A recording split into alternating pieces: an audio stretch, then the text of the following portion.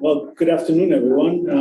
Welcome to Eastern Mediterranean, the Institute of Eastern Mediterranean Studies, whether you are here in the physical space at the library lecture hall or on Zoom. It's great to have all of you here with us in this great event in collaboration with the Consulate of Israel in Boston. And I want to thank Taylor for taking the initiative and reaching out and really putting this great event together with a great, with a nice group of young intellectuals and academics and young people from the region that have formed this group called Saraka, meaning partnership, and really helping us this afternoon sort of like catch up on something that has been a momentous event, but has been sort of like pushed in the back burner in the last year or so. It was September 2020 when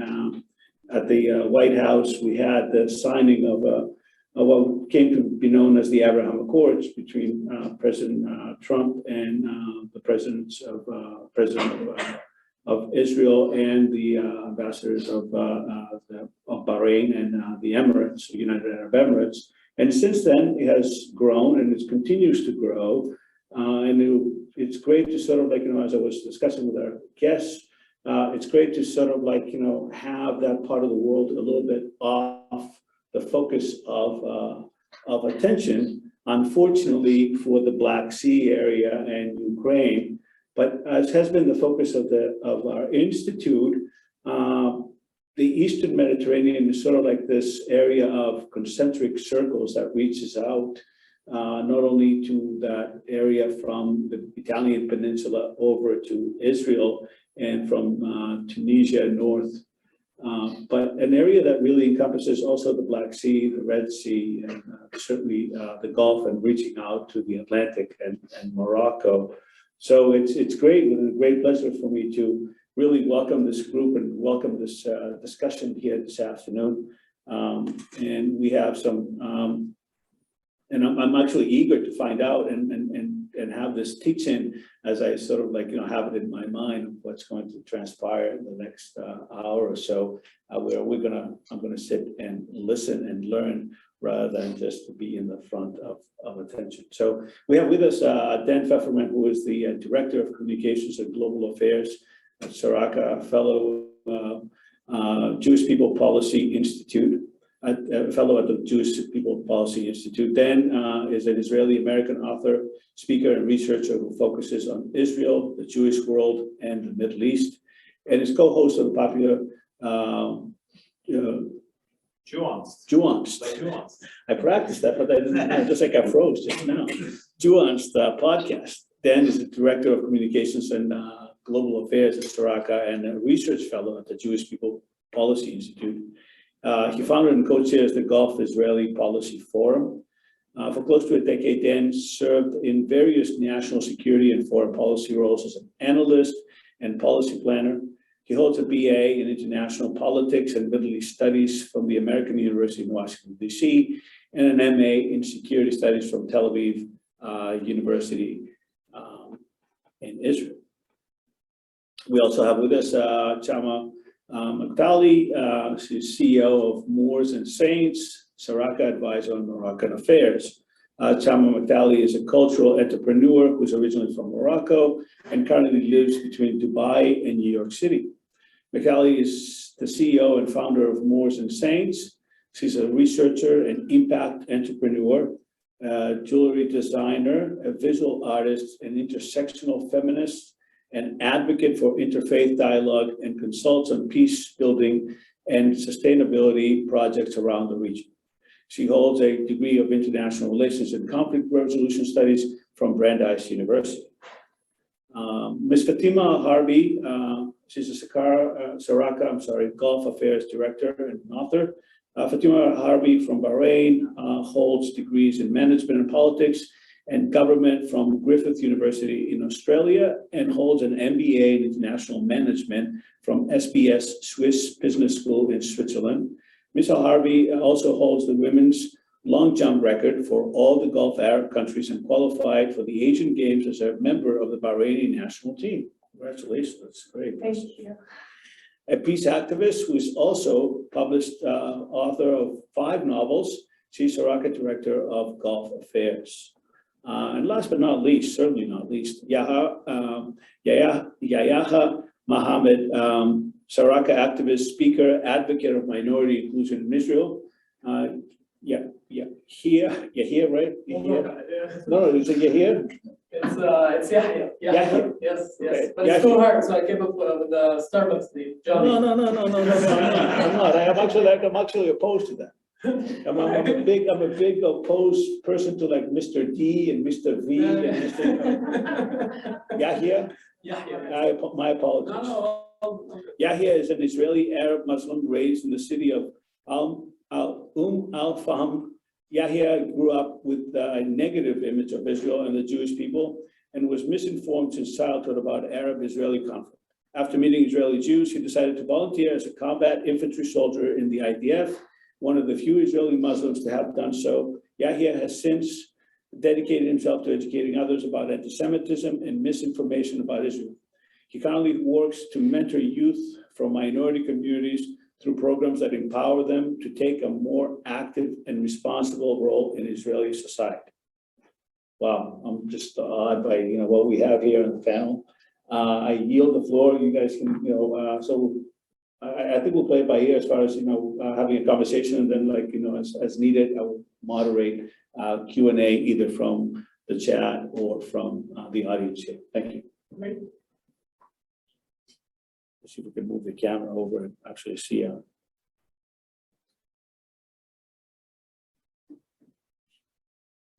think you have to point to the camera. There you go. There you go. More. A little bit more. There. Yeah. The image got a lot more beautiful than it is before. Start? Yes. So we're here representing an organization called Sharaka. As the professor said, it means partnership in Arabic. And we're an organization, non-governmental, non-political, non-profit, started by young social entrepreneurs from the Gulf countries and from Israel after the signing of the Abraham Accords, to ensure that these normalization agreements don't just stay on the government to government levels, but that they translate to the popular level, past the elites, and that those who are unaware can learn, have a place to engage with the other, in which in the Middle East until a year and a half ago, 2 years ago, we couldn't really engage with the other, that is the citizens of Israel and the broader Arab and Muslim world in the Middle East. We just didn't have that opportunity to engage with each other. So we work to create platforms, different kinds of initiatives to engage, to visit, to travel to the countries, influencer delegations, conducting meetings around holidays and celebrating each other's holidays, education, online activism to educate Israelis about the Arab world about Israel, Jews about Islam, Muslims about Judaism, etc. And a lot of what we do is like we are here in the United States, to come and help build awareness and support for one of the biggest success stories of foreign policy, of American foreign policy, a huge success story in the Middle East that has already fundamentally and positively changed the Middle East or the Eastern Mediterranean region in ways that were unthinkable and in a really transformative way. And so that's what we're here to talk about today. Who here has heard of the Abraham Accords before today? Okay, we're in a good place today. We've been on a few campuses with people, unfortunately, because of politicization here in domestic politics in America, and because of kind of paradigms about, the Middle East, that's extremism, that's violence, that's conflict. This really good story that's happening just isn't getting out there. And the good story that Americans should be proud of, because as American support that made it possible. And so that's what we're here to tell the story of. We're happy to take questions, or we can just start talking, but I think usually questions and what you guys know and don't know and are interested in or heard or skeptical of or whatever. So we're happy to open the floor up.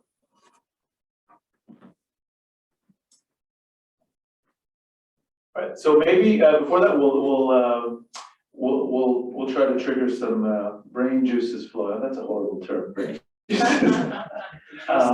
We'll go through and kind of, we're introduced by the professor, but maybe we'll talk about how we got into the Abraham Accords first and foremost, why it's exciting for us, how it's already changing our lives, and how why we're sitting here today. Yeah, you wanna lead us off? Yes, I'm here in front of you today because on Tuesday, 10 p.m. No, 10 p.m.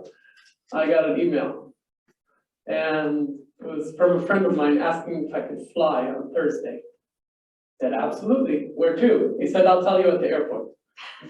Nothing suspicious about that. Anyway, I show up at the airport Thursday. Where are we going? He says, we're going south, but we hop on a plane going north. So even more interesting. We ended up in Kiev. And from Kiev, when we went to our other gate, the other gate said the United Arab Emirates, Dubai. Now, it was no weird, it wasn't like a foreign word to me because the United Arab Emirates, Israel, Bahrain, all those words, all those countries are being mentioned in the news. The Abraham Accord, the Abraham Accord, the Abraham Accord, but the Abraham Accord just happened. That foreign ministries haven't yet finalized how the citizens will be entering each other's countries. But apparently there was something going on underneath the table where there was a delegation of first Israelis visiting the UAE and from the other side of Gulf Arabs visiting Israel. We hopped on the plane. I couldn't believe it because I've never been in an Arab country. I'm an Israeli Arab. But we do find ourselves in this like gray area where we are Arabs, but we hold the Israeli citizenship. Therefore, we're denied entry from almost every Arab country. And it was a very surreal moment to just look at the plane, at the window of the plane, and just see Burj Khalifa, and this is it. As soon as we touch down, history is being written. It was a very surreal moment to shake hands, be there, meet the people. Getting to know the other side. And ever since that trip, I got back to Israel with a mission to advance the Abraham Accord. And I got involved with Sharaka more and more, and here we are. It all started with an email. For me, my story is I was excited about the Abrahamic Accord signing, having a new relations with my country, with Israel. I was so happy about it, and I've always told my family, one day I'm going to visit Israel. I don't know how, but I'll do it. And thankfully, after the Abrahamic Accord, it can be done easily. Just 2 months after the signing and the tourist visa wasn't set yet, we were the first delegation from Bahrain and UAE to go and visit Israel. Sharaka have invited us to come and explore Israel. I wanted to see it myself. I didn't want to know Israel that we've known for ages through the social media or the media outlets or the press. So thankfully I did. My parents were afraid because they know Israel as the enemy that media have created. But they encouraged me to go and explore. And thankfully I did. It was once in a lifetime experience. People were so welcoming because we wear our traditional attire. So it's very easy to spot us in the middle of Tel Aviv streets. Complete strangers talk us actually in the streets and welcome us. And they've told us we've been waiting for this to happen for a long time, to have peace with Arabs actually. They invite us to Shabbat dinners, to take pictures. We were like a celebrity in Israel. But people back home were like actually attacking me, telling me I'm not an Arab, I'm not a Muslim. Even my family is a famous Arabic tribe in the region. They told me I'm not one of them. So they told me I have to be expelled from the community.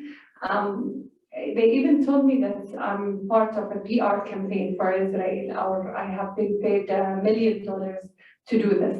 And I've not get any $1 million in my accounts, actually. Oh, you were paid? Okay. Yeah. Oh, You didn't get the $1 no, million? not yet. No. Not yet, not really.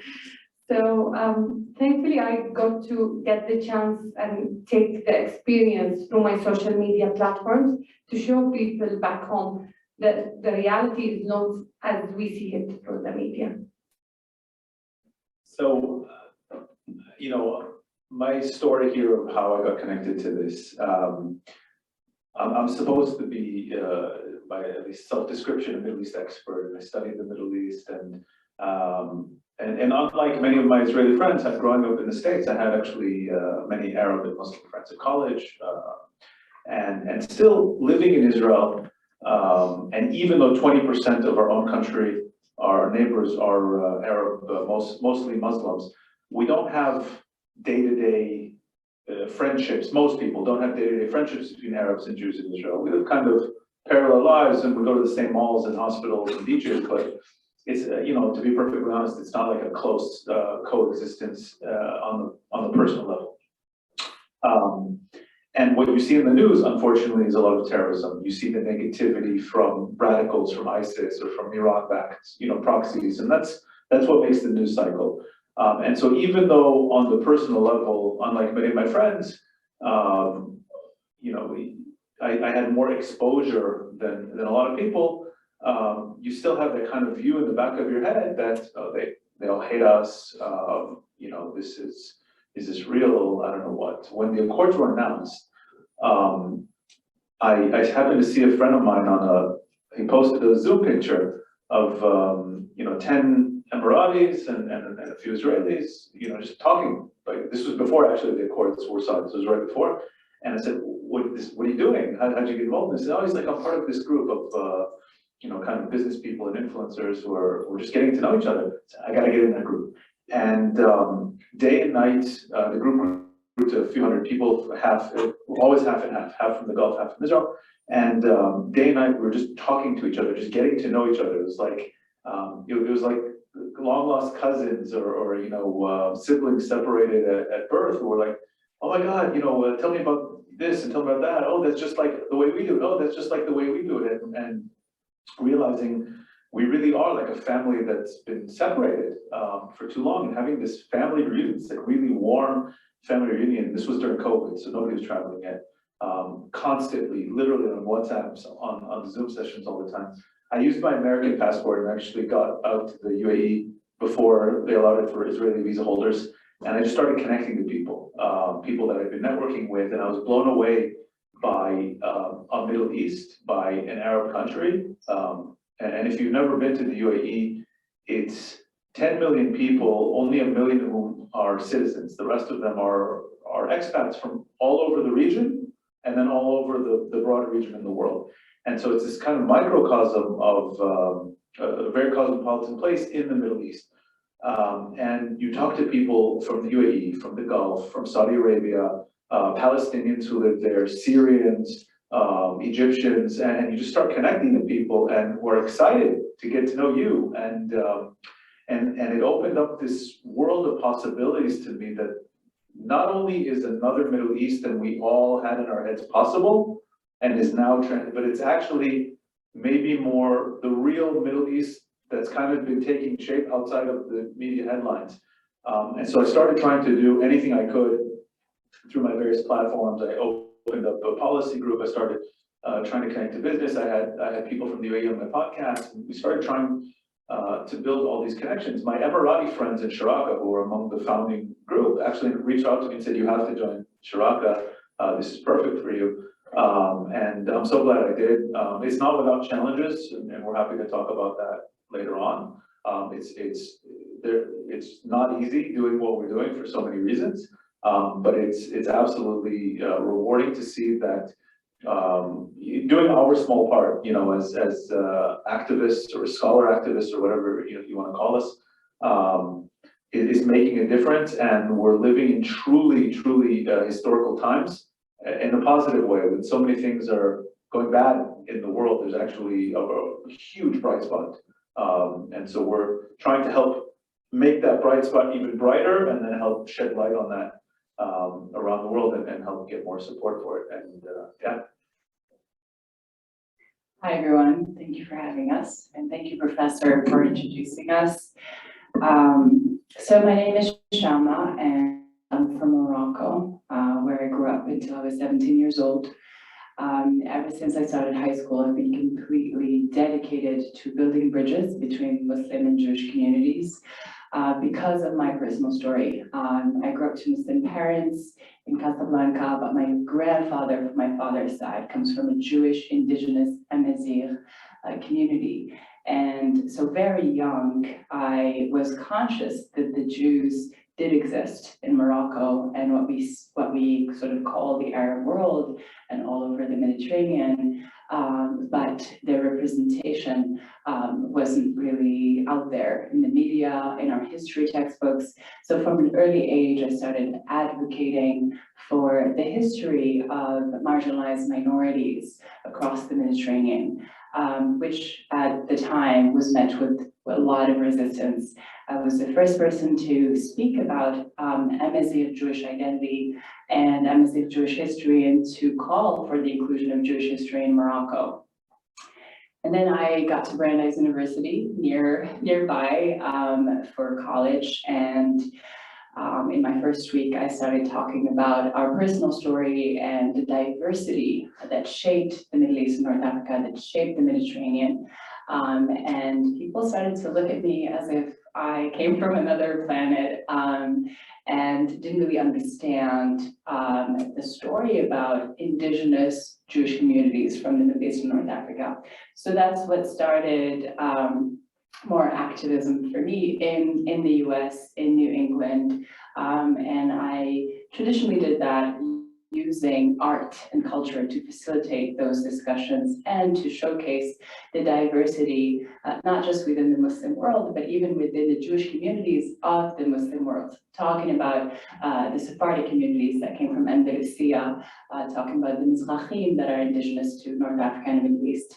And then I ended up moving back to Morocco, working in the parliament for a little bit on international cooperation, really looking at cooperation in the Mediterranean and pushing for a Pan-African agenda. And then I worked also in Malta through the refugee crisis. And one thing that was very clear to me through all of that work was that the Mediterranean was completely shaped by migration, completely shaped by diversity, by all of these minorities that we might think of as minorities in numbers or culturally, but that were completely foundational for the development of the Middle East and North Africa. And so with those values, and after the election of Trump and a rising rhetoric that was anti-migrants, I kind of sat with myself very shortly after I moved to Dubai in 2016, and I thought, how could I bring back a counter narrative, and how could I build, in a sense, community and connections through the link of migration in the Mediterranean, and raise awareness about the Muslim-Jewish confluences, syncretism that always shaped our region. And so I started Moors and Saints, which is a jewelry company in the UAE that fuses Moorish design and architecture with the values of tolerance and coexistence that shaped massive Muslim civilizations, and to tell the story about Jewish-Muslim collaboration and partnerships throughout our golden eras, and to hopefully inspire the communities there about what happens when Jews and Muslims get together and collaborate. And so I launched it during the Year of Tolerance in the UAE, and that was a really interesting moment because you could notice how the government was slowly ushering in sort of a new era of collaboration and slowly working on transforming the social fabric of society so that people would become more receptive. And the UAE, as Dan mentioned, is extremely multicultural and diverse, and you have expat communities from all over the world that come and interact with the local community. And so it was really the right context for something like the Abraham Accords to flourish from. And when the Accords were announced in August 2020, you know, it was just such a transformative moment for all of us who have been really convicted about building bridges in the region and repairing the wounds and the traumas of the region through social relationships and through partnerships.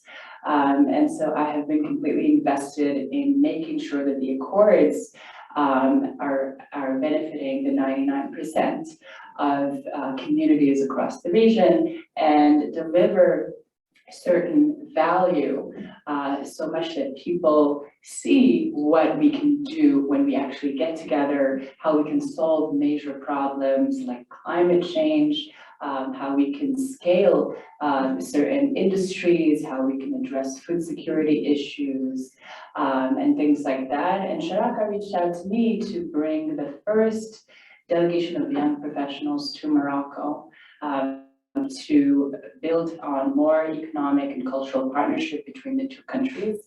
And so we'll be going to Morocco with a group of Israelis in May.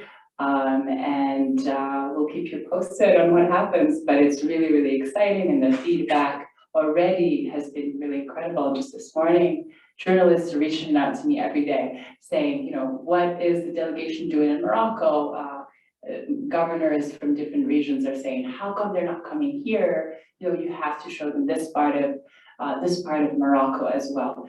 So there's an appetite and an eagerness to get to work, and there is an element of fear of missing out on this new context of collaboration that can deliver real socioeconomic results for the larger portions of society. We'd love to take questions from you guys. And for the people who are online as well, Yeah. put them in the chat, or raise your hand, we'll be more than happy to accommodate that. Absolutely. I know I have 1,000 questions, but I will yield. Yeah, and it can be questions about the region, it can be questions about us individually, it can be questions about the work of Sharaka. So this is a bit of a broad question, but you guys all kind of mentioned how there's these groups of people who are very excited for, you know, the Abraham Accords and all of this coexistence, and then like the more traditional groups who are very opposed to it.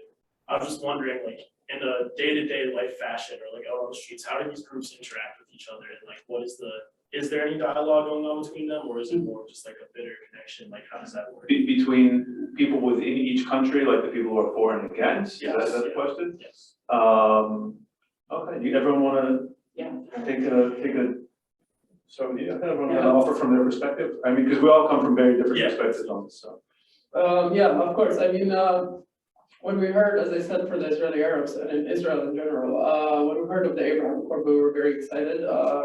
The Abraham Accord gave us, the Israeli Arab community, a gateway to the Arab world, so we were very excited. And the group, the minority that is against, let's say, the Abraham Accord or this deal, is trying to be vocal. Let's put it that way, because the matter of fact, when we come to the end of the deal,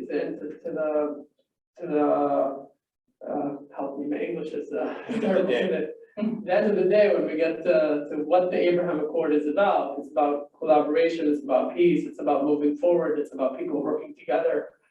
Who in his right mind is gonna stand up and say, I'm against that? So I haven't really I've heard, I haven't really seen a person in front of me saying, I am against this deal. But let me just tell you that whenever as Fatima said, whenever they were in Israel, they had a great experience. We had a delegation that came to the Western Wall, and probably we moved like 30 feet, and this 30 feet took us an hour because everybody wanted a picture. So Dan was there, he can tell you all about it. So But I mean, there was pushback. there was pushback, Nasty comments, some nasty. I heard, I wasn't there, you were there, but I heard that, some Jerusalem, oh, you were there?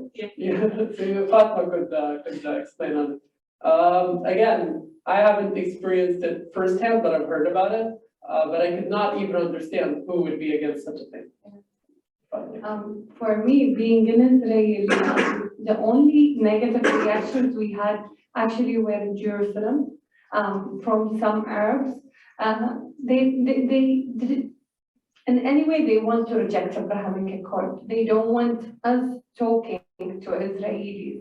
They don't want us to know the reality of the community. But for me in Bahrain, I received a lot of negative responses, but through online platforms. But in real lifetime, nobody dares to come in front of me and say, you're that and you're that. But the people who are curious, they come to me and ask me like the basic questions, like how are the Israelis are in real lifetime? Do they really live with Muslims? How it's like being there? Like the normal basic questions. People in Bahrain are so curious. But for negative responses in real lifetime, it's only happened in Jerusalem in one local market, actually. I'll talk about from my experience. So first of all, in Israel, I think the support rates for the Accords are well over 90%. People are ecstatic, like really ecstatic about this.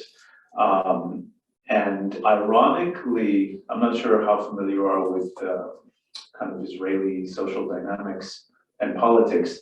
Traditionally, the peace camp always came from the left in Israeli society, okay? In Israel, we use the expression hawks and doves. I think you have that here too, right? It was actually the Israeli right and the religious right who seem to be most excited about this, to the point where now you see people like from flooding, like going out to the UAE and just wanting to experience the Arab world, and it's been incredible. I still received a lot of, I didn't receive any negativity. I received some skepticism. I received, people kind of clinging to, can we really trust them? You know, like kind of deep-seated suspicions about the Arab world. We've been in a conflict for a long time. And can you really trust the Muslims? Can you really trust the Arabs? Oh, you're, they joke, they like make fun of me. Oh, you're an Arab lover in Israel. That can be an insult if you're talking to right-wing people, unfortunately. It's like for us. They call you a Jew lover? No, they call it a Zionist. Oh, yeah. And I kept telling people, I was like, and this is not from, most of my friends are incredibly inquisitive and most were supportive, but some were, oh, come on, are you kidding me? Are you fooling yourself? Are you like that naive? And I said, go, just go visit, connect to, just go connect. I actually I did something, we had a mutual friend of ours who's Syrian American, and she was in Israel. We had her for dinner and invited Yahya and another Israeli Arab who became my friend after that evening. I said, come for dinner, and I invited some of these more like racist friends of mine. I said, they've never had like a meaningful, again, I said, just come for dinner. And afterwards, they were like, all of them wrote me back saying that was one of the most powerful evenings, they've ever had to just be able to sit and have dinner with people. And I think people's minds are being changed. My skeptical friends are traveling to the Gulf and being, wow, we didn't believe that there could be this open, egalitarian, pluralistic place in the Arab and Muslim world. And so people, the mind of possibilities of what can happen in this region, what is happening because of the Accords, people's minds are changing literally before our very eyes. And so, yeah, I think in the Arab world, there's a lot more hostility to it, but in Israel, there's definitely hostility and fear and suspicion to roll back. And I see it being rolled back, Yeah.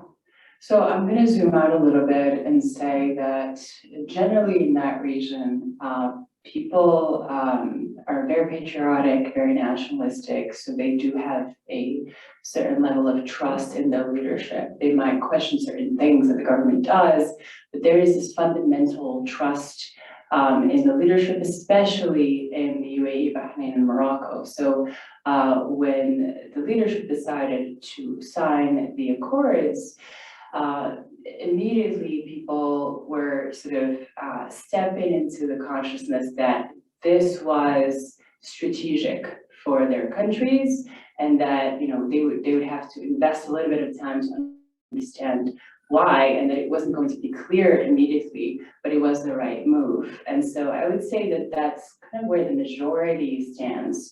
Now, it doesn't mean that there isn't negativity or skepticism or opposition. There definitely is, and it comes from different segments of society for different reasons.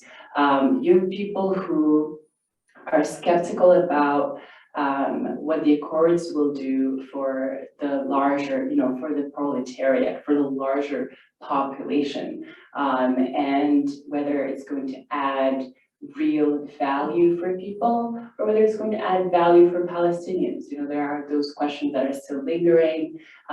There are certain challenges in terms of how the government communicates or doesn't communicate what their vision is for the region, what their vision is for the question of Palestinian rights, and et cetera. So there's definitely some healthy doses of skepticism, and there is also a minority that is supportive of an Islamist,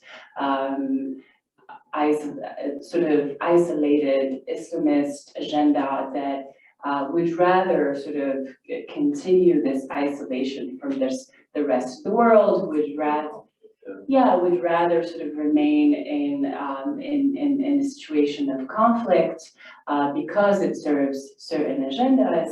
And so, yes, those voices are there, but they're so much more toned down than before, and they're being met with a lot of resistance today. And people are saying we are fed up with this agenda because it hasn't delivered any economic value to our people. And so in a sense, the Islamists are now being reverse isolated, and they're being countered with logic and pragmatism. And people are really thirsty, especially after the pandemic, for real economic value and change and innovation and transformation across the region. So it's complicated, but I would say it's just as complicated as any issue in the United States, where, you know, you have the Republicans and the Democrats and so many opinions within each group as well. So the Middle East is very dynamic and the Mediterranean is very dynamic. But I would say that it's really important to go out and seek those opinions for yourself rather than just sort of relying on Western media. Well, there's a question on the chat that's related to what Ms. McFally just mentioned, and it has to do with the Israeli-Palestinian dispute. To what extent the Israeli, then I'm going to go from the question itself. Are people in the UAE, Bahrain, and Morocco concerned about solving the Israeli-Palestinian dispute, which seems to be stuck right now? Is that something that's on the ground? Sure. From the point of view of my government, Bahrain government, one of the reasons actually that they wanted to sign the Abrahamic Accord was they're thinking about the Palestinian cause, because they know things hasn't changed in the last 70 years. They have to try a new approach to solve it and find the best solution. Now the Bahraini government actually has a seat on the table, not only the Bahraini government, the Moroccan and the UAE. They can actually negotiate, they can speak to the Israeli government, they can actually have a voice and support or facilitate between the Palestinians and the Israelis. that's my government. But for me, on a personal level, I've encountered Palestinians in Jerusalem, and they have told me personally that they actually support the Abrahamic Accord, but they would never go out in public and say it because it might threaten their life actually, or their family's life. But they told me that they are fed up with war and conflict. They want to live life and enjoy it. They don't want to be in conflict anymore. Regarding the Palestinian issue, the way I see it, the way I saw the world was in a way that we in Israel would make peace with the Palestinians, and then that would lead us to have relations with the Arab world. But time has shown me to be wrong. I think that the Arab countries, whenever they made peace with Israel, they're also sending a message to the Palestinian community and to the Palestinian leadership that the train of modern times is arriving at the Middle East. It's moving. Everyone's interested in moving forward and not just being stuck at a specific timeline and a specific year and what happened that year and what happened that year. Because the situation in Israel is very, very complicated. The situation in the West Bank and in Gaza is very complicated, but we cannot have that our worlds revolving around it. We were just here at just before we came here, we were at a temple, and during our conversation, it reminded me of a memory, a very old memory in the back of my head. We were talking about how the one is brought up and things about this conflict as well. And I remember when I was a little kid, I was watching TV, and one Arab channel was on. And I turned to my mother and I asked her, like, if this whole like Palestinian Arab Israeli Arab conflict was going on, like what would be showing on TV? Because in my idea, in my head, the entire world revolved around this Israeli Arab conflict. So I think that with the Abraham Accord, we're really forming a new path towards normalization, towards economic stability, a better life in the Middle East, just to be honest. And I think that the Palestinian Authority needs to wake up and everyone to just like join in with us, because it's not just one issue, it's a lot of issues altogether combined in our little region. I'll say this from, as a very proud Israeli who had a career defending my country. If that strategy that the Palestinians and the Arab world had until 2 years ago of pressuring Israel and isolating Israel would have worked, I would tip my hat off and say, keep going, go for it. But it wasn't achieving any goals. It certainly wasn't making life better for the Palestinians. It was making Israelis less trustful, less willing to talk. And I don't know if you're aware, in 2000, 2001, 2008, 2014, Israeli governments put peace offers on the table that would have established independent Palestinian states. And they were rejected. This is from an Israeli point of view now. They were rejected and met by violence. So in the Israeli mindset of the Israeli public, okay, what is this leading to? It's just getting us more violence. And I think the Arab world, and my friends are saying it in their own voices, realize that the Palestinian leadership, not the people, the leadership has missed a few trains here to get on the trains for peace and opportunities for peace. This is, I think we would be foolish in Israel to think that this is, the Arab world trying to ignore the Palestinian issue. And some Israelis do want to think that, and I think it's foolish. And I'm the first to say it out loud. This is a new approach. Let's warm the environment. Let's have mechanisms where we can talk to each other as as equals in the region, and let's warm up the outer circles and then the inner circles, and then let's make lives better for people. And we're not a political organization. We're not going to tell not the Israeli government, not the Palestinian leadership how to solve it, but we hope it gets solved as people. We hope people's lives are improved by this. There's a lot of humanizing that needs to be done here. because there's been a lot of dehumanizing on all sides for too long. And so that's where we see our goal. You already see Egypt, who had a peace treaty with Egypt in '79, but there's no people-to-people ties. And you already see Egypt seeing the legitimacy coming from Morocco and from the Gulf and saying, oh, okay, we can start engaging more positively in this issue. And I think the more positively you have Arab countries engaging in the conflict, the more positive outcomes you can have for all sides. Okay, are there any questions here? Because there are a couple of questions on the chat. I don't want to monopolize the chat. The other question that's coming in is like, and I think Ms. Pfefferman addressed this to begin with, as far as the U.S. reaction. Why is there such a little discussion here in the U.S. on this Abraham Accords, and what is your sense of it? Sure.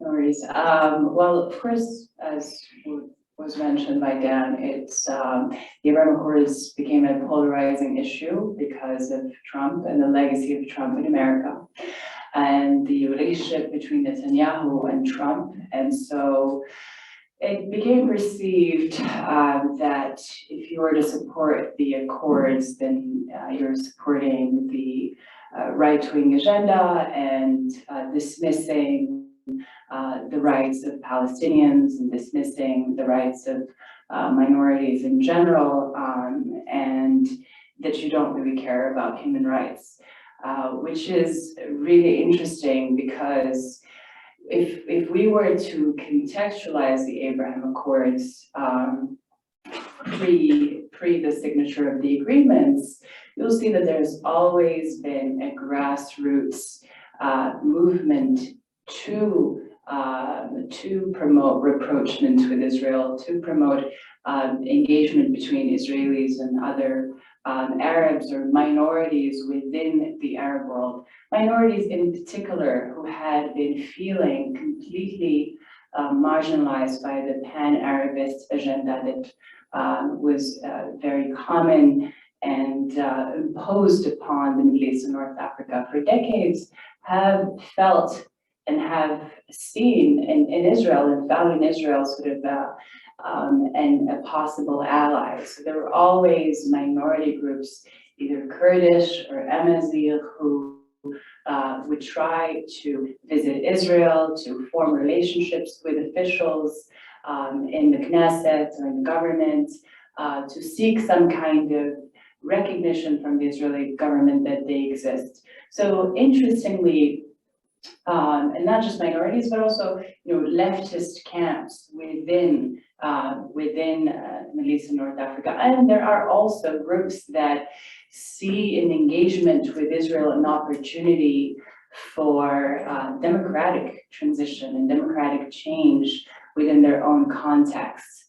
And so the sort of rapprochement with the Jewish communities and with Israel has been part of the left in these countries.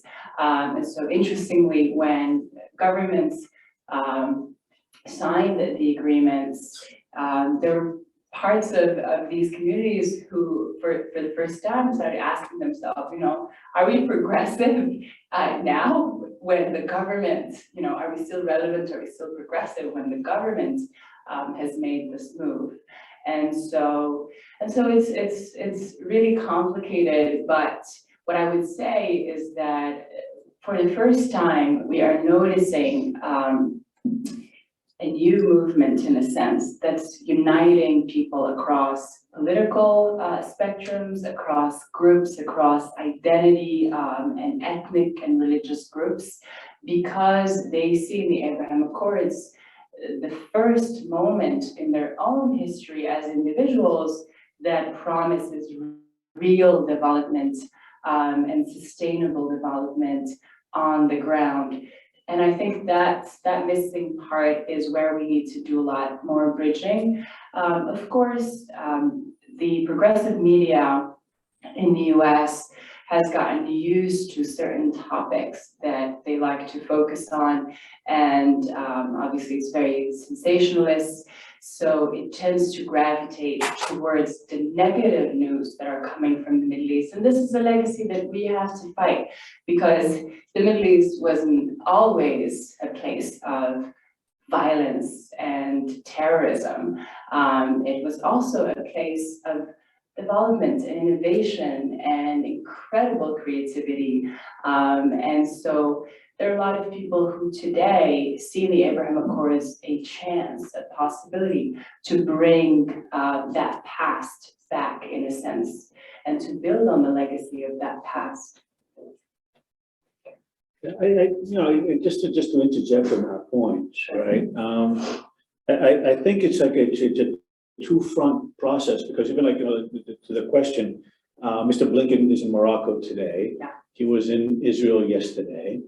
There were Arab leaders and the US and Israel in Israel yesterday. So I think from a policy perspective, that's moving forward, right? From a policy perspective, this administration is moving forward. There hasn't been any block. I think the difficulty comes in the fact that and what you guys are doing is it's a very difficult task, because you're trying to change minds on the bottom, where this is an elite kind of a structure to begin with and has been implemented. And all along, the elite has sort of like, cultivated separatism, right? So you have to recalibrate everything from the bottom up. And that becomes very, very difficult, because especially in a society where you're like the patriot or the traitor, right? There's no in between.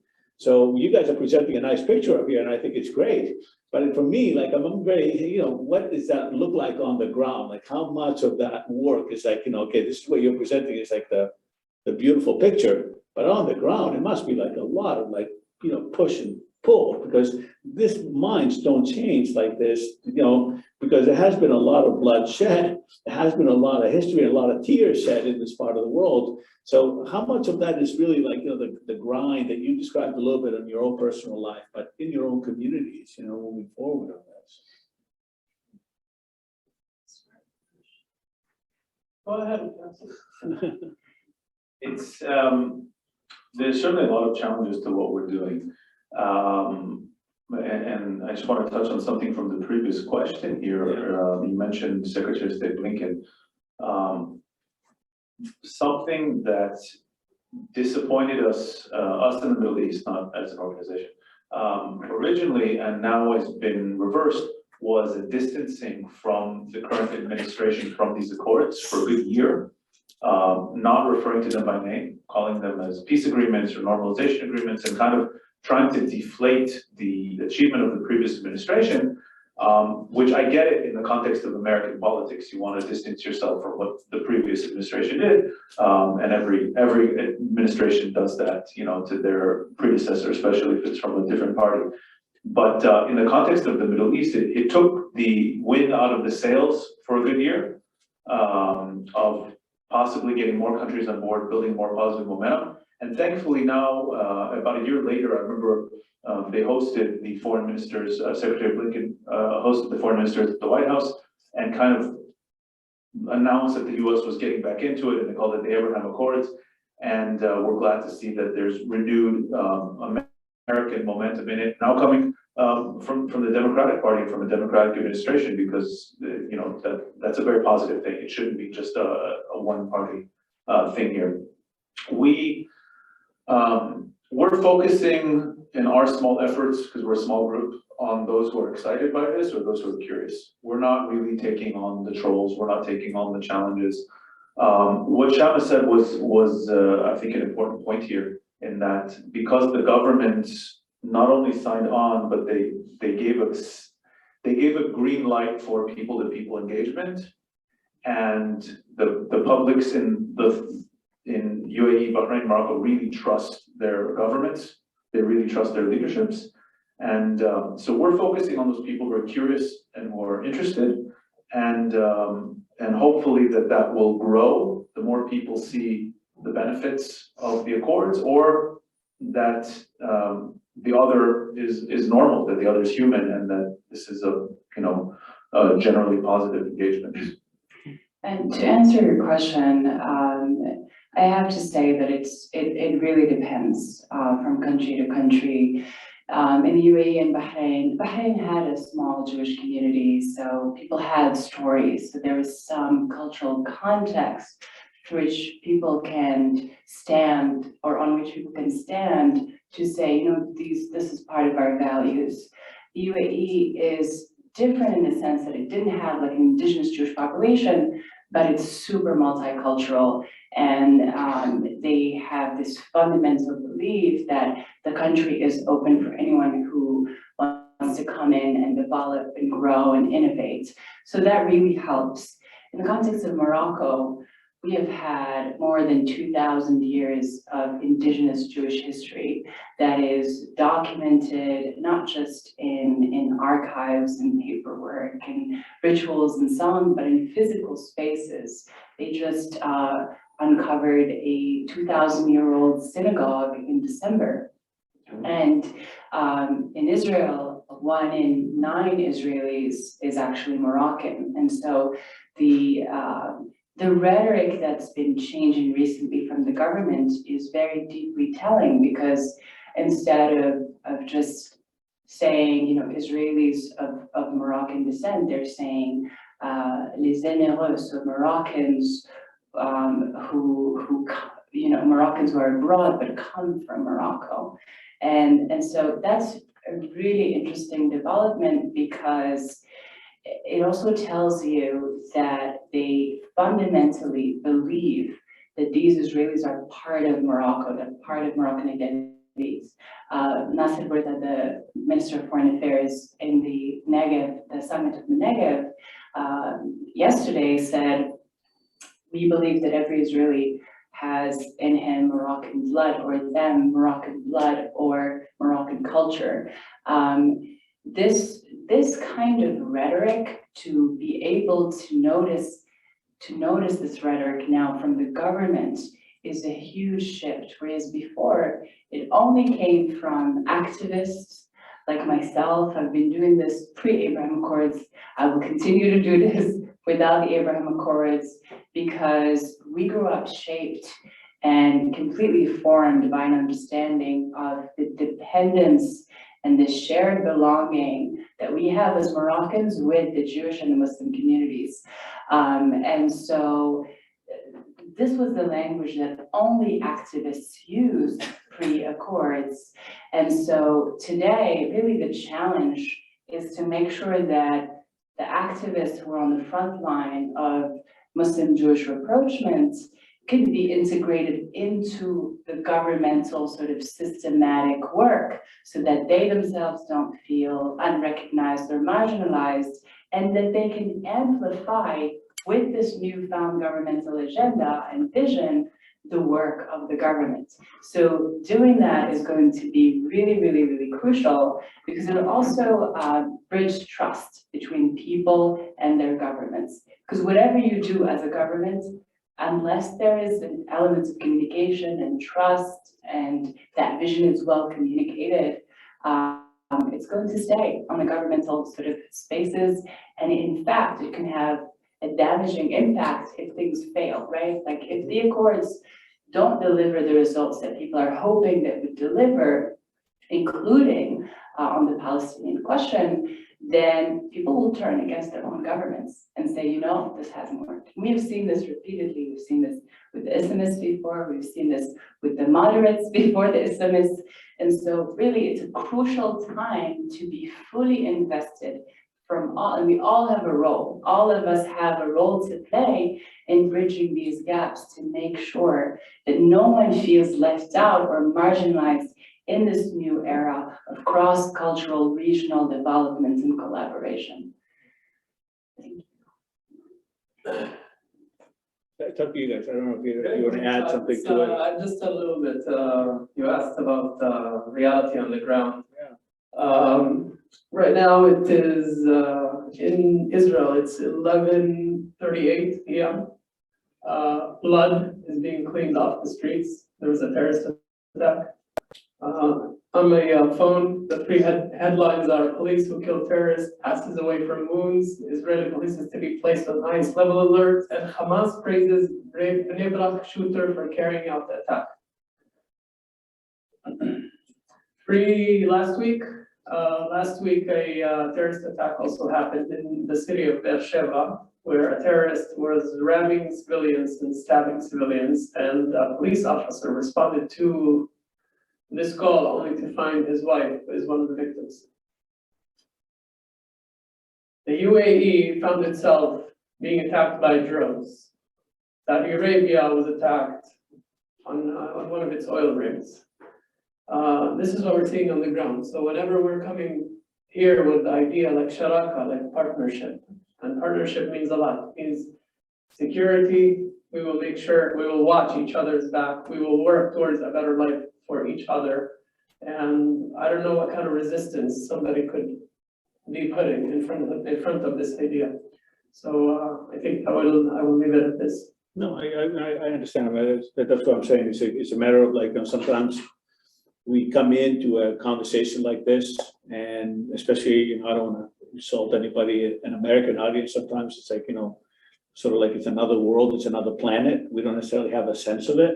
And then we see you guys here presenting this very eloquent kind of like, you know, argument. People say, well, everything's working out great. It's like the accords happen. You have like 4 people from 4 different countries, from 4 different like backgrounds. It's actually the symmetry is great. 2 men, 2 women. They're very, you know, they're very educated. We didn't plan this. One of us couldn't make it. Right, so like it looks, so the optics are beautiful, right? So like my point is that there is a process and a realization of that process moving forward, and also understanding that this people to people, what this NGO is doing is really even more difficult than a lot of people realize, because you do constantly have to, there is a constant like opposition, like, and everybody here, and myself included, has a perspective on this. And some of that perspective is constantly being challenged for all of us. So that was the point of the question, not necessarily anything else. I'm just being as And to honest. complicate it further, we also come from very different political backgrounds. So this exercise in like sitting with one another and sitting through uncomfortable discussions is really like a process in growth and development for ourselves. And sometimes it's painful, and sometimes we have to sit together in the same car really quietly because we feel that there are certain things that we still have to work through.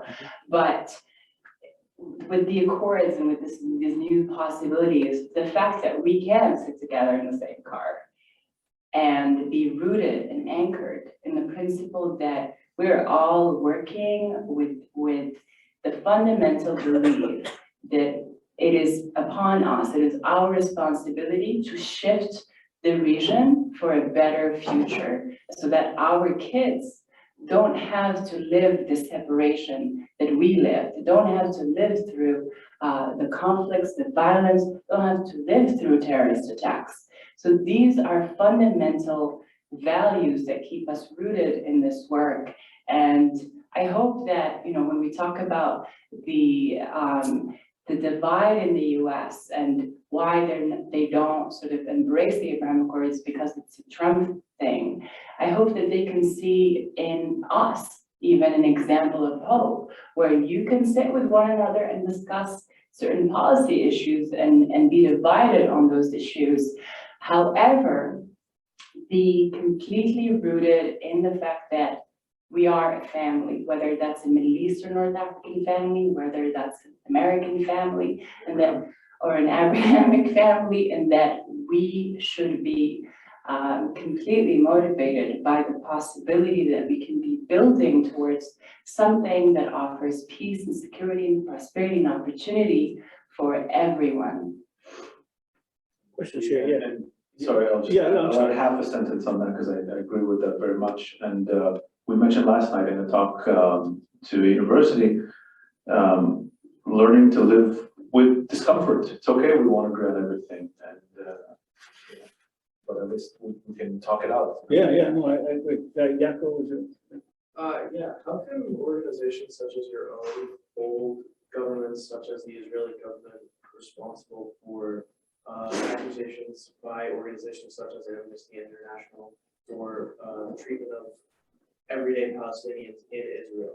because there are such accusations of essentially an apartheid going on in Israel right now for those Palestinians. How can an organization such as your own that's praising peace, hold the government accountable for the actions that they take?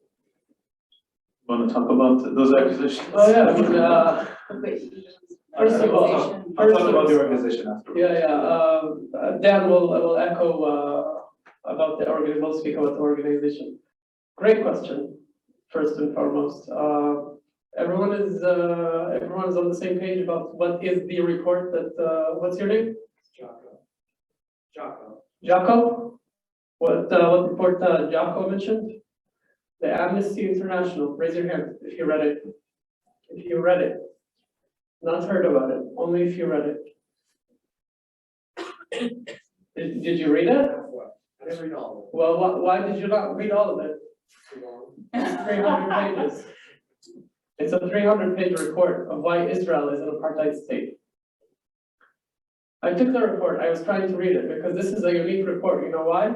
We've heard the statement, we've heard the label before, but this took it an extra step. This was labeling me, not Palestinians, Israeli Arabs, or Palestinians living in Israel, as they would like to call us, as being treated as second-class citizens with apartheid, with this and that. Now, every minority faces challenges, nonetheless. Okay, there's no. I'm not coming here to tell you that everything is perfect in Israel or anything like that.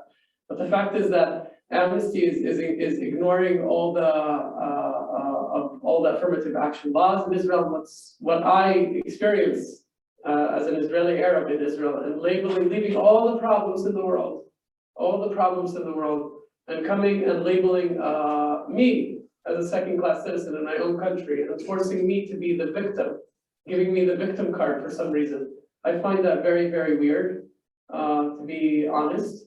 The fact that Amnesty has released this 300-page report that not a lot of people have heard it, they just want the people to read the title, I'm sure.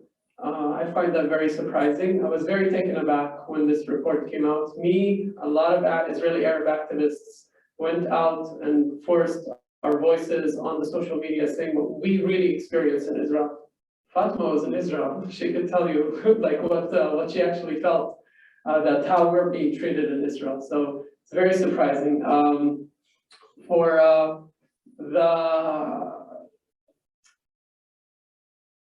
There's a lot to be discussed. It's really not just one question, because it will lead to a lot of questions. So Jaco and everyone who's interested in like talking about this, we might discuss this to the side when we're done. But I'll talk about it from an organizational perspective. And I'm not even gonna address the accusation on a personal level. I reject it, but that's not why I'm here. I'm not here to talk about that in favor or against. There are Israeli organizations that go around defending Israel against such accusations. I have many good friends who are involved in those. There are Israeli organizations in Israel, in Hebrew, who criticize the Israeli government for similar things, maybe not quite as dramatic as Amnesty made it out to be, but certainly are incredibly critical of the Israeli government. And there are Israeli organizations who do use that language.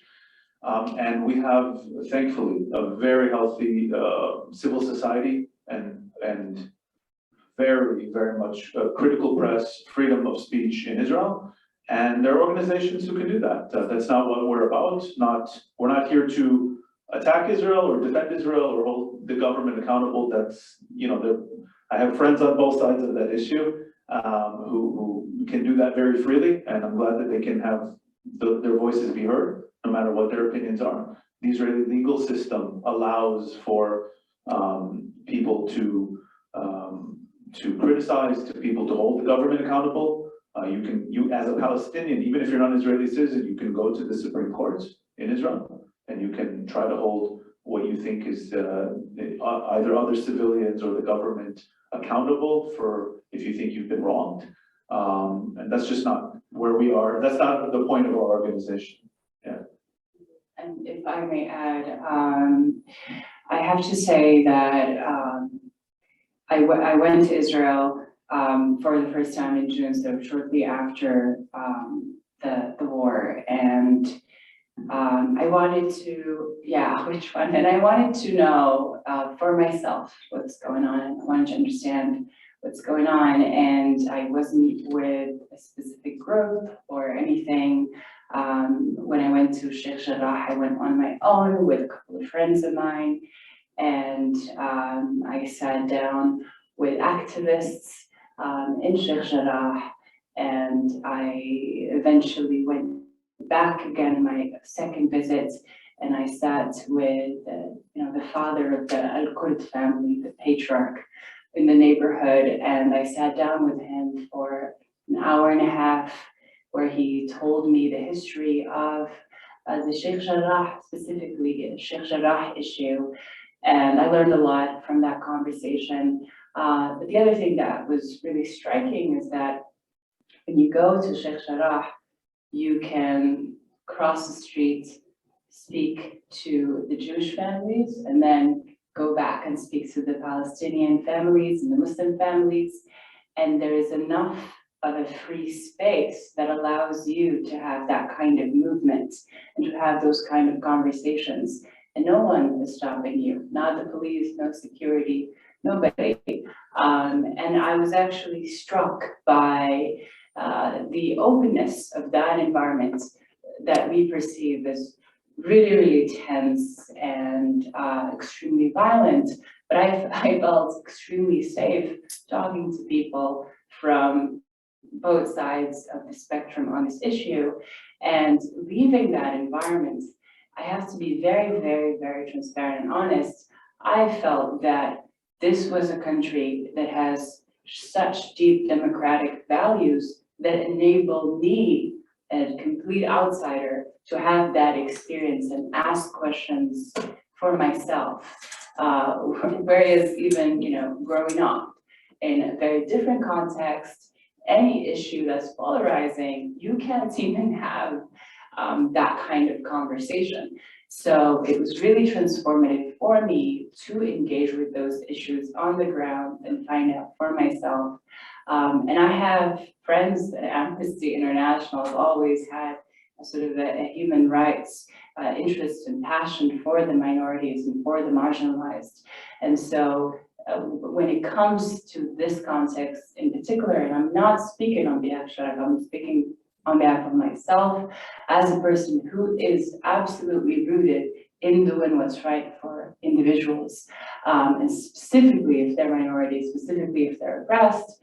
I think when it comes to this issue, forget the report and go yourself.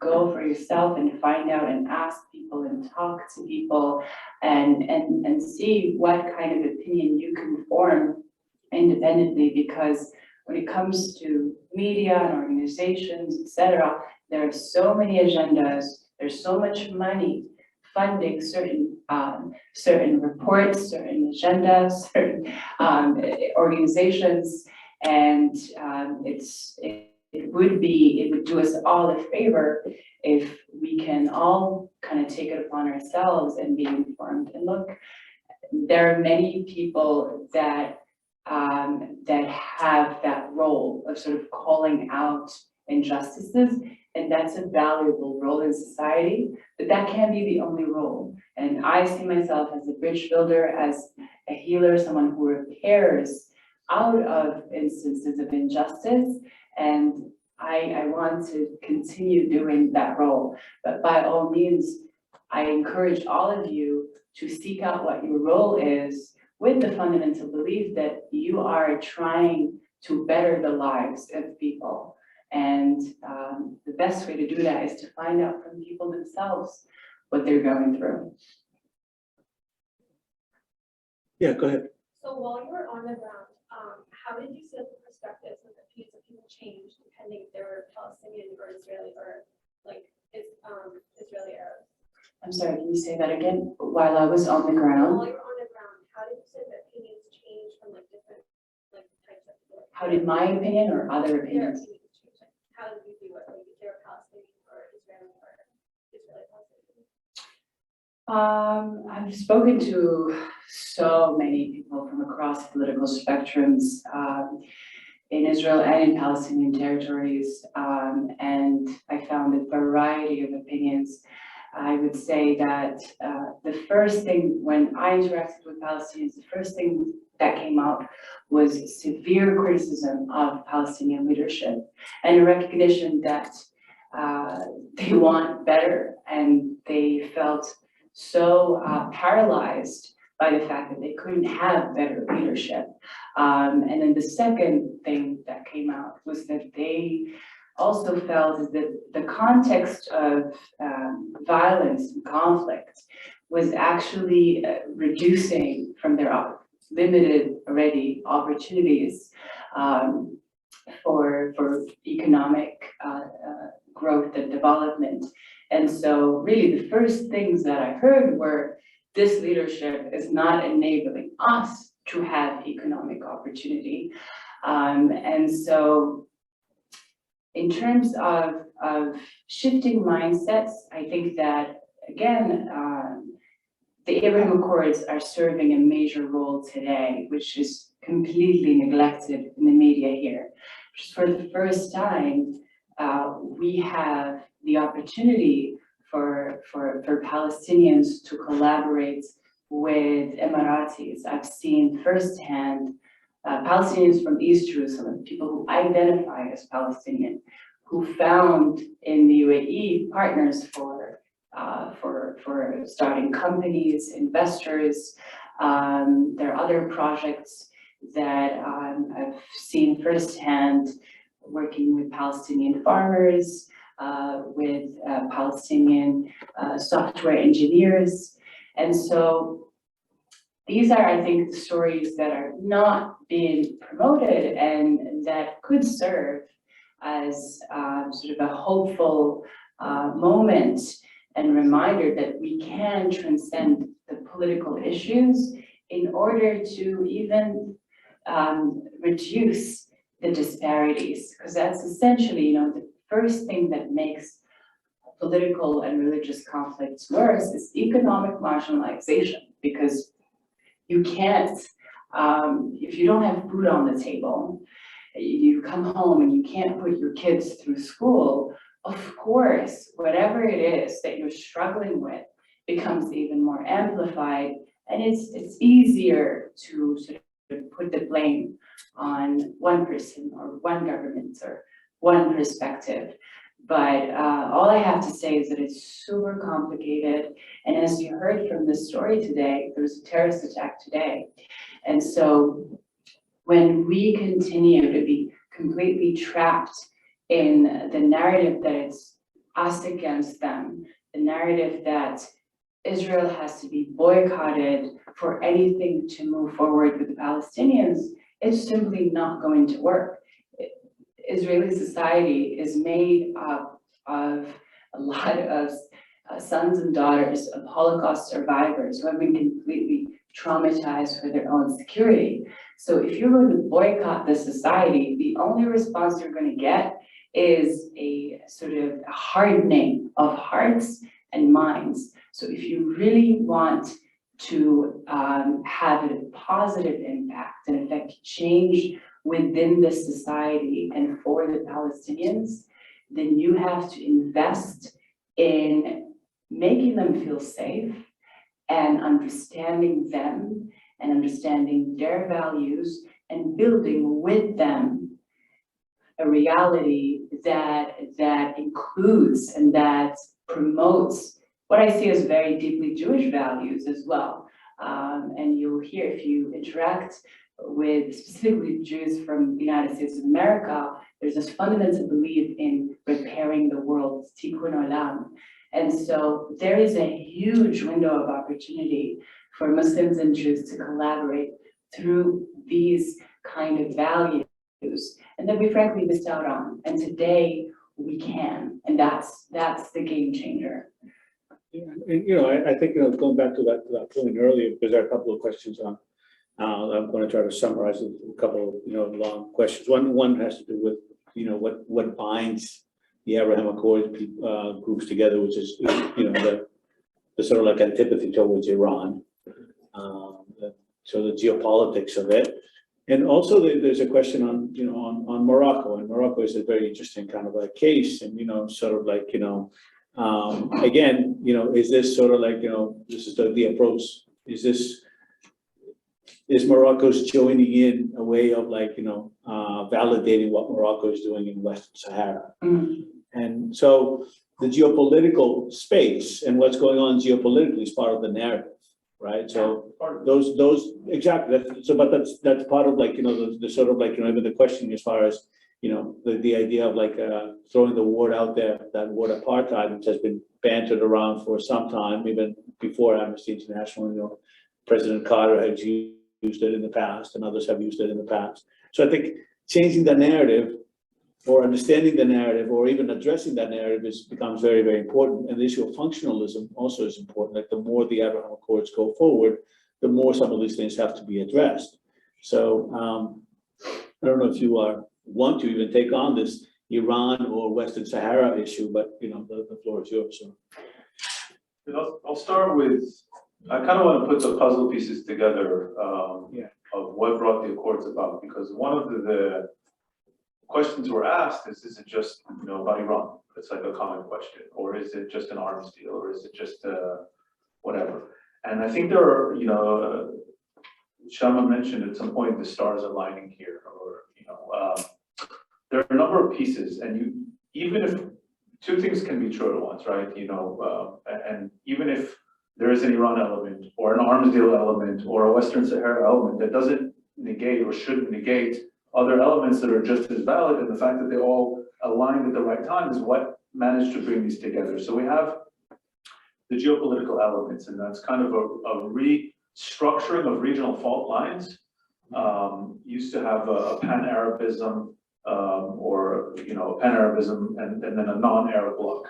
And then it developed into a pro-American, pro-Soviet, you know, during the Cold War. And then it went into kind of an Islamist versus a moderate, you know, axis.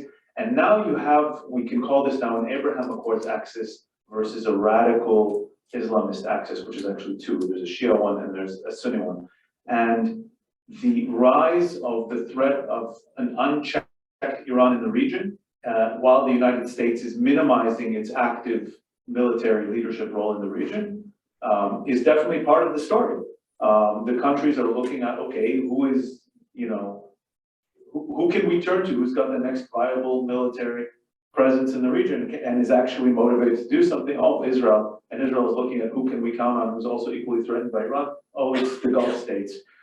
That's one element of it. The second element of it is economic, and it can't be discounted. The UAE and Israel are by far the two most dynamic economies in the region, by far.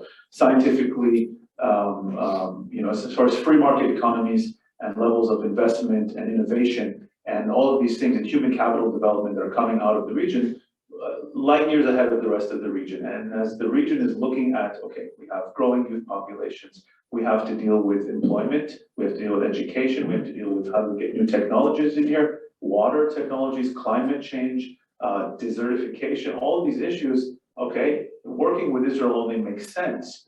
And thirdly, I'll actually let Shama talk about it because she mentioned it earlier, but I'll give the headline.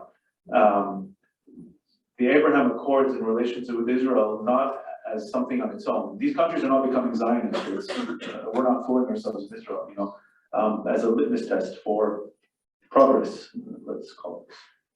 Yeah, essentially, these countries have woken up to the fact that Islamist influence has been growing through the Arab Spring in the region, and as a way to offset that, they're promoting interfaith dialogue and engagement with Israel. So it really became a card to play in order to reduce Islamist political and social influence, which has been really impressive.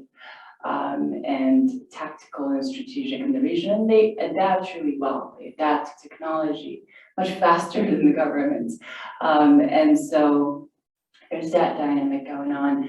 I wanted to speak about Western Sahara very quickly, as of course, you know, that for Morocco to sign the Accords, they were trying to get a deal from the United States of America, and were successful at convincing Trump. And so Trump's tweet actually said, Morocco was the first country to recognize American independence. So it's only fair that we recognize their sovereignty over Western Sahara.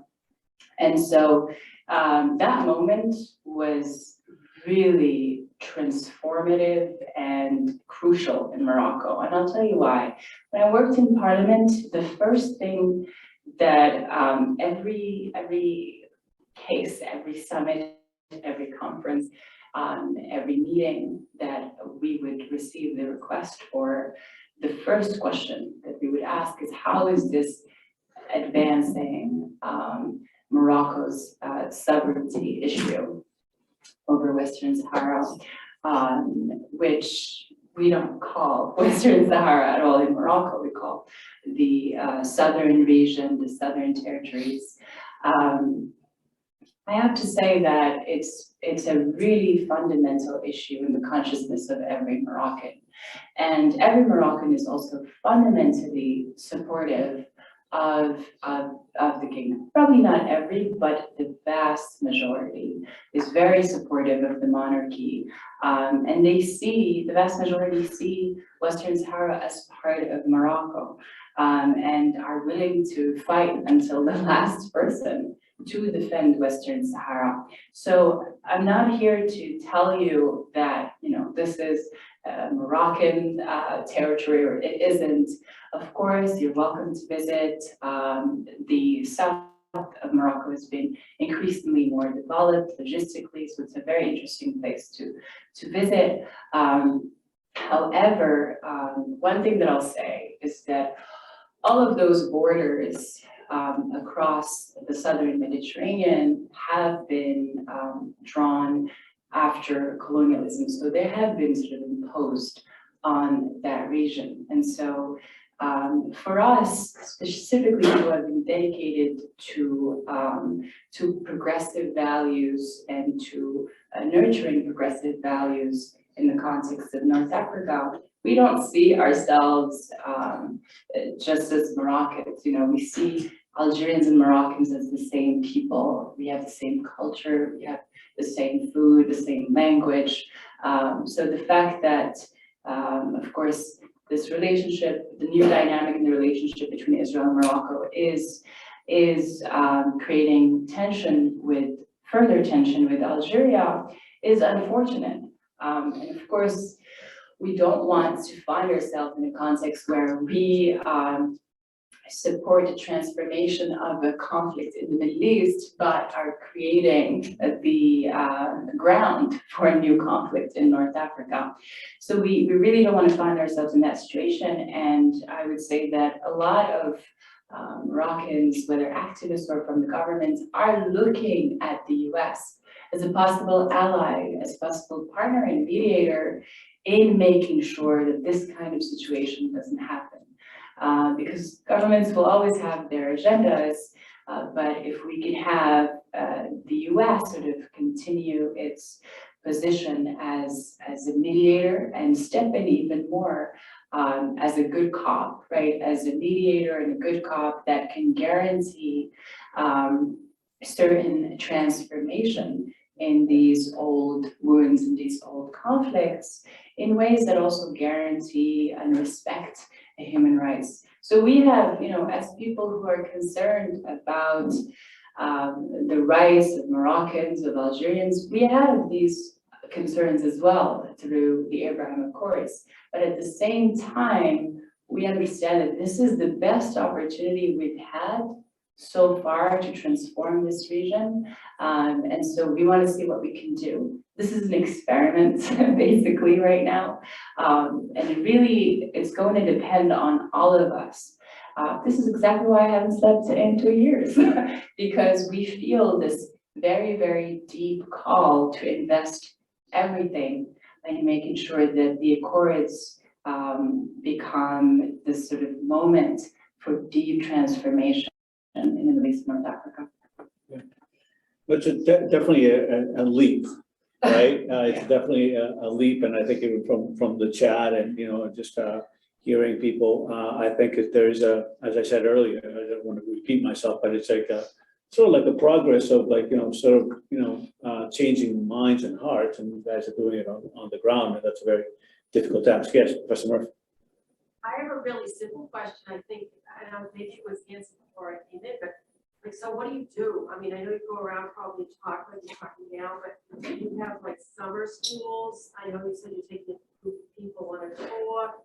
Like how, I'm getting what you're saying in some respects. Last night I heard a thing that was, we did in a series right here in the library lecture hall called The Power of like the Allies, and they showed these discussion groups that were formed amongst Catholic and Protestant women in Northern Ireland before Ian Paisley and Martin McGuinness and that whole group really started working together, and it really drove home to me the idea that this bedrock of background of citizens actually stopping fearing each other a bit or whatever is really important, you know, as part of the efforts of leaders at the top. I don't really know exactly what Ian Paisley's motivations were.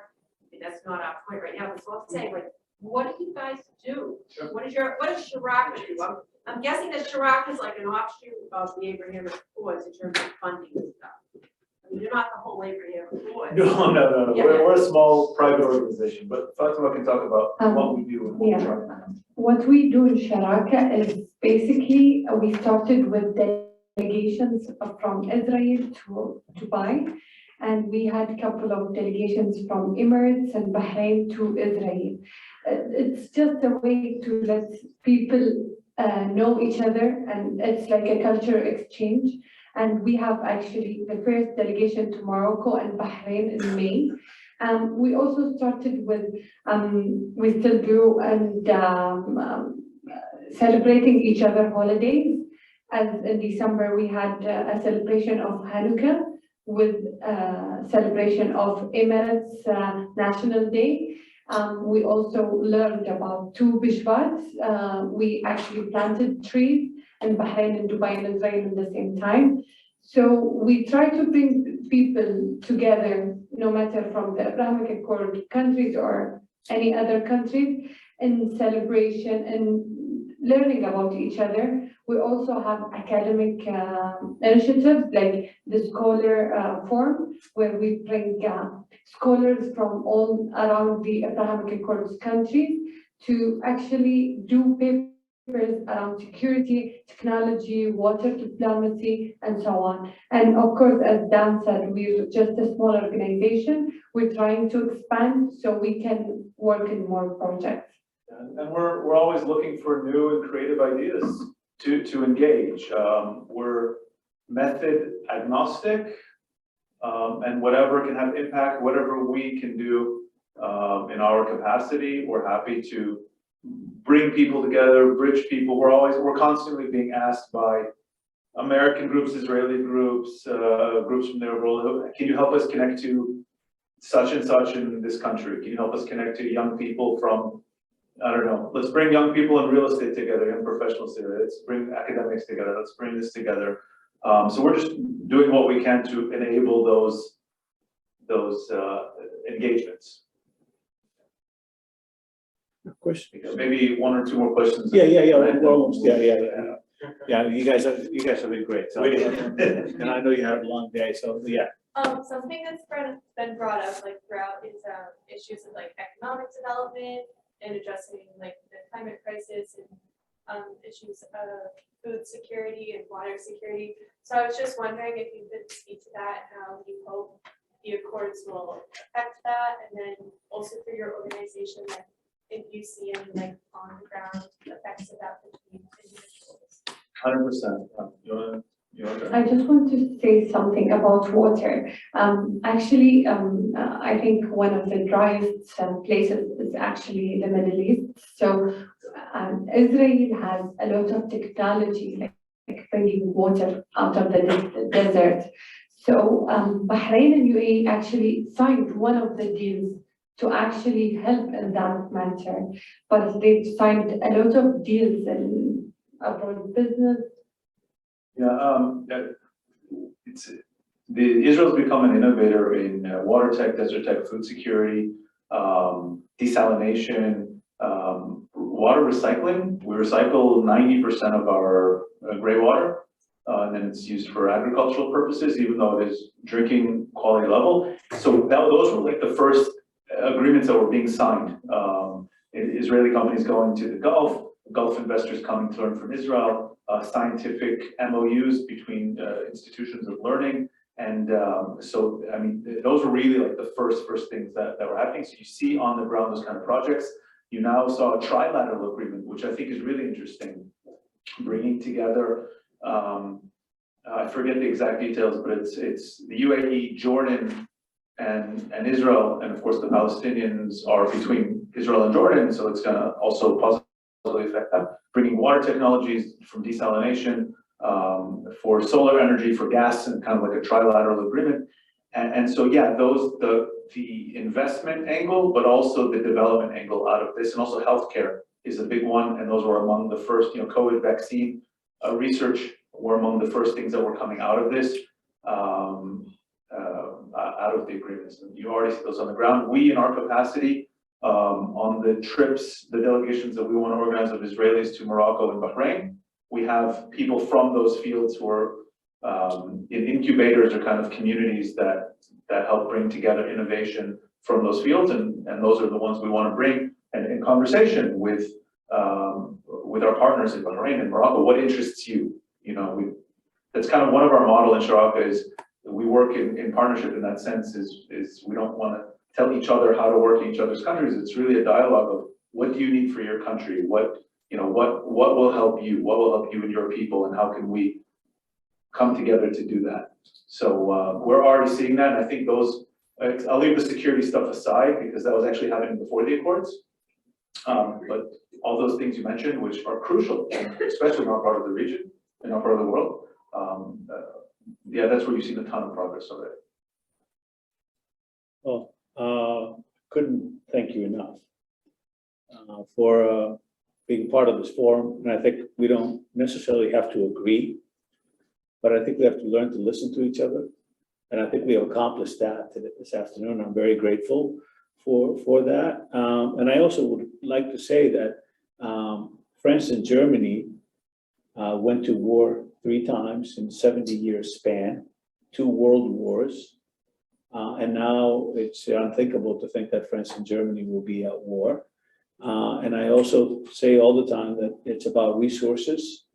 It's about the future. We never fight about the past. The past becomes a motivation for what we fight for in the future. And I know that there are a lot of hard feelings out there, and there should be.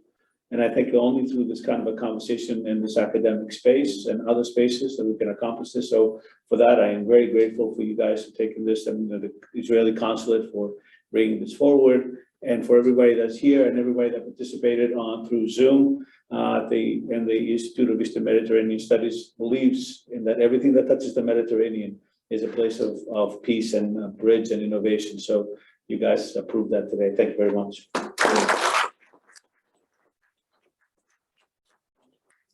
Social media, very easy, Sharaka and Gio. Glad to hear from you.